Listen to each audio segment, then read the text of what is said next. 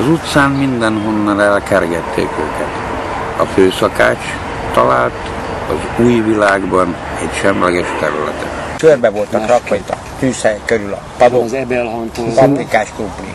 Együtt ettek velünk, leültek mellénk, nem volt az, hogy hú, én most arrébb ülök, ugye, mert ez hajléktalan vagy, mit tudom én. Csinált egy igen jó tanyát. Szívesen nyilatkozom, mert legalább ami itt van, az kilököm. Bekerítve, veteményes kertel, WC, vagy mobil. Le a kalappal a srácok előtt. Az biztos, ez tényleg. Nem tompultak el, nem idegesek, nem fáradtak. Szeretettel, egymásra odafigyeléssel, nem a köpködéssel tovább jutunk, biztos.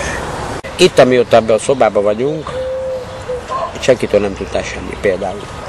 Lesz még nekünk szebb életünk, szebb, mint a tél volt.